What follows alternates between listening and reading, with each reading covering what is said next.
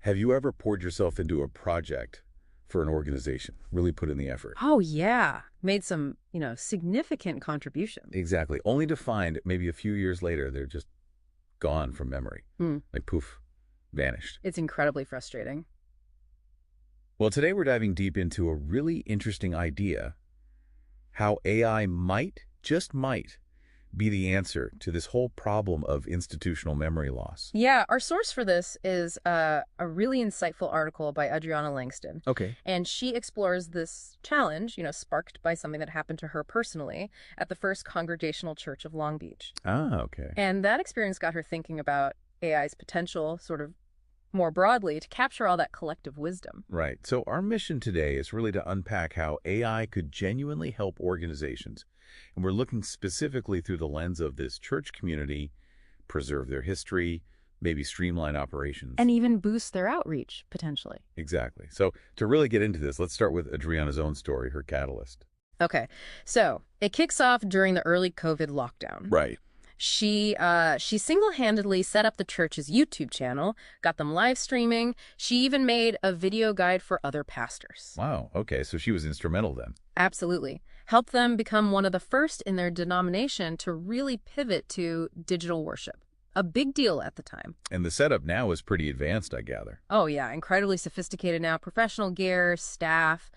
But Adriana herself spent nearly 2 years in that videographer booth, adding more complex stuff to the stream. Okay. So quite involved. Yeah. But the real aha moment, the trigger for this article came later. Yeah, recently she was taking an AI prompting class, learning about using AI for digital marketing. Yes. And she thought, hey, let me apply this. She asked the current pastor for access to their YouTube analytics to help grow the channel. Okay. Seems reasonable. Well, the pastor denied the request, which, fair enough, maybe policy reasons. But the real sting was when the pastor apparently said she wasn't quite sure what Adriana exactly did during that time. Ouch.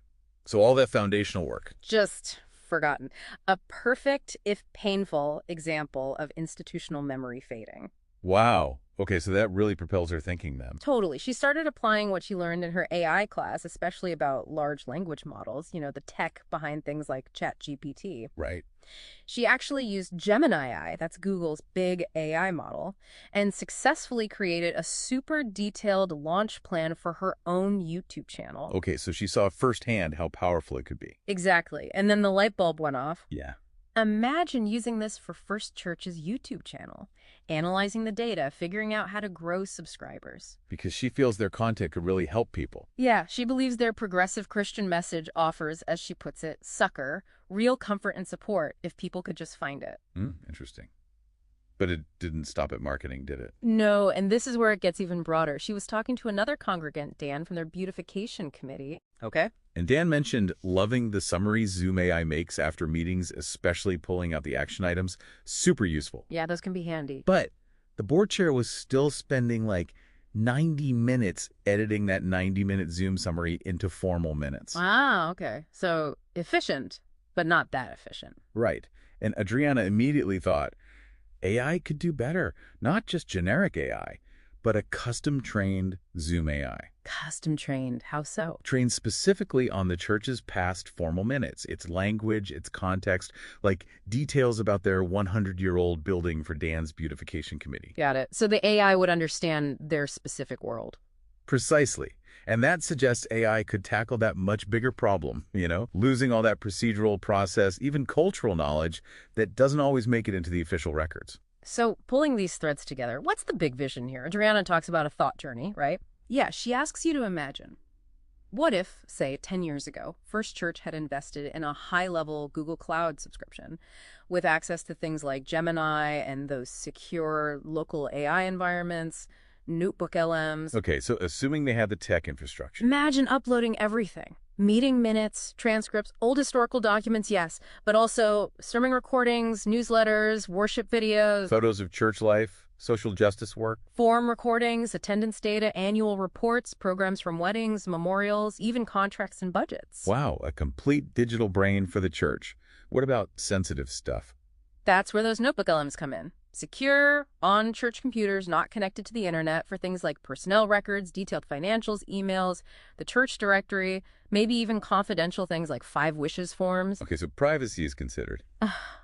And the benefit. Well, going back to her story, the pastor could have just asked the church's AI, give me an overview of Adreana Langston's contributions. And boom, instant context. No sting. Exactly. It prevents those unintentional slights, preserves that history accurately. It really paints a picture of AI as more than just a tool, almost like a foundational layer for the institution. Right. Think about church culture. Maybe preventing accidentally overlooking someone, like a former African-American church moderator, when forming a special committee. The AI could suggest relevant people based on their actual history and involvement. That's powerful. And you mentioned finances, too. Absolutely. For a 100-year-old building, imagine AI trained on decades of maintenance reports, maybe even linked to sensors in the building. Predictive maintenance. Predicting problems, detecting leaks early, finding HVAC inefficiencies, potentially saving huge amounts of money. You could even maybe deploy custom AI trained in forensic accounting to flag potential financial issues. That's another possibility. Or using AI LLMs just as a productivity booster for partner nonprofits, helping them find and apply for grants more easily. Okay, so operations, finance, culture. What about outreach? Back to the YouTube idea.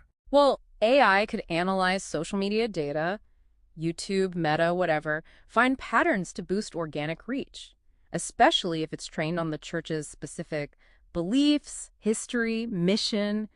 It understands what they are trying to communicate. You could even have like an AI chatbot engage viewers. Yeah, imagine someone watches a whole service online, the chatbot pops up.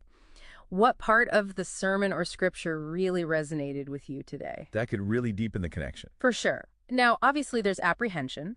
Adreana acknowledges the pastor's hesitation about uploading church data is understandable. Privacy concerns, big tech's track record. Of course, that's a valid concern. But her point is crucial. Apprehension shouldn't become complete aversion. Right. Don't throw the baby out with the bathwater. Exactly. Churches, and really any organization, need to actively educate themselves on how to use AI strategically and ethically. So the takeaway here feels pretty clear. AI isn't just some, flashy new tech. It's potentially a really powerful, multifaceted tool for institutional memory. It can help organizations like this church example truly thrive, preserving history, culture, boosting outreach, even financial health. A really comprehensive potential impact. Which, raises a really important question for you to think about. If AI can become this incredibly effective digital memory, storing everything from sermons down to maintenance reports, what does that actually mean for how we define institutional memory itself?